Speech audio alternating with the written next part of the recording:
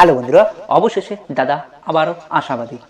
বাংলাদেশের হিরণ দাদা আবারও আশাবাদী যে চ্যাম্পিয়ন্স ট্রফির দ্বিতীয় ম্যাচে ভারত বাংলাদেশ ম্যাচে বাংলাদেশ ভারতকে হারাবে।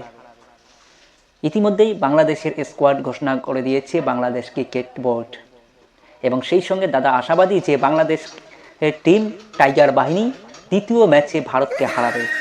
তাই দাদা আশাবাদী, এবং বাংলাদেশের প্লেয়াররা নাকি ভারতকে কাঁপুনি ধরাই দেবে, ভারতের প্লেয়ারদের কাঁপুনি ধরাই দেবে, এবং নাইট রানার বল নাকি ভারতীয় বোলার ব্যাটসম্যানরা কেউ দেখতে পারবে না।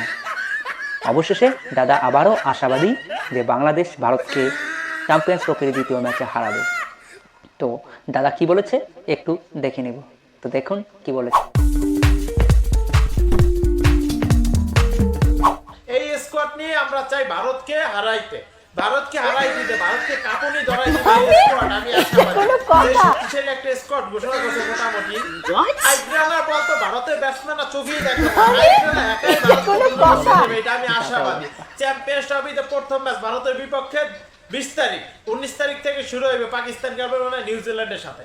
20 তারিখ আমরা এবং ভারতের সাথে দুই শক্তিশালী দলের লড়াই হবে। 20 তারিখে দেখা হবে, দুই শক্তিশালী, ভারত শক্তিশালী, বাংলাদেশ শক্তিশালী। তো বন্ধুরা, আমরা দেখে নিলাম দাদা কি বলেছে। দাদা আবারও আশাবাদী বাংলাদেশ ভারতকে হারাবে, এবং নাইট রানার বল নাকি ভারতীয় ব্যাটসম্যানরা দেখতে পারবে না। দাদা এটা কি বললো? আবার বাংলাদেশ নাকি মোটামুটি একটা দল যা অবস্থা। তো বন্ধুরা, খেলা শুরু হতে চলছে চ্যাম্পিয়ন্স ট্রফি 19 ফেব্রুয়ারি, এবং 20 ফেব্রুয়ারি রয়েছে ভারত বাংলাদেশের ম্যাচ। তাই দাদা আশাবাদী বাংলাদেশ টাইগার বাহিনী ভারতকে তাদের প্রথম ম্যাচে হারিয়ে জয় দিয়ে শুরু করবে চ্যাম্পিয়ন্স ট্রফির দৌড়, এবং ভারতকে নাকি কাঁপুনি ধরে দিবে। तो ये তোমরা কি বলবে একটু কমেন্ট করে জানাও। सबसे पहले हम बंगाली है, बाद में हम क्रिकेटर है।